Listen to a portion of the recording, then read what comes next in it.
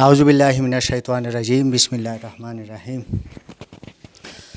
موجود ما په ګډکی کې د وی سی چیرمن منتظر کوم چې د پاکستان تحریک انصاف یو دیرینا رکن دی او منتخب چیرمن هم دی.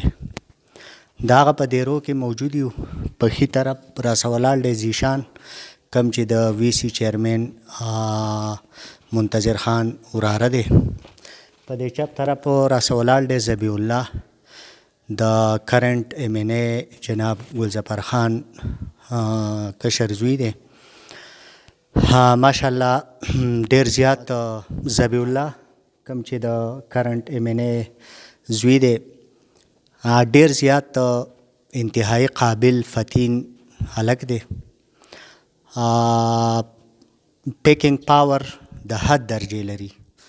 سبق د خولې نه وتی نه او زه د خپلې طرفې لګیا ما ایز ا ټیوټر د کاونسلینګ کوشش کوم چې د دې توجه سبق طرف ته تعلیم طرف ته او خپل ګولز او کم ایمز چې دي د هغه طرف ته راوګرځي او د تعلیمي میدان کې یو ځانګړی کردار ادا کړي.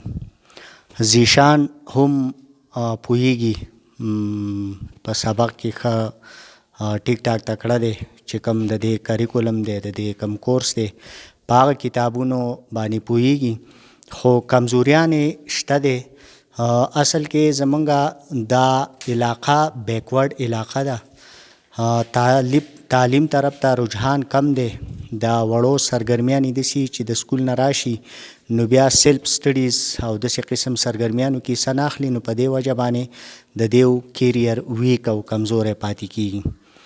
نو په دې حوالې سره ایز ا ټیوټر د دیو دپاره زه خپلې هڅې کوم په دې امید سره چې انشاءالله د دوی به په صحیح طریقه باندې روزنه کوم او د کاونسلینګ سره سره به د دیو په چې کوم سټډیز دي په هغه کې به بھرپور کردار. ذبیح الله هغه کس دی د کم په باره کې چې د دیو پلار محترم جناب گلظفر صاحب ذکر کوي چې دا به زه پالیټکس ته راوباسم او یقینا چې په دې کې ګټس شته دی په دې کې هغه ټیلنټ او صلاحیتونه شته چې په مستقبل قریب کې دا د یو ښه پالیټیشن او سیاستدان په طور باندې د خپل علاقې د خپل ملک د خپل قوم دپاره خپل یو ځانګړی کردار ولوبوي.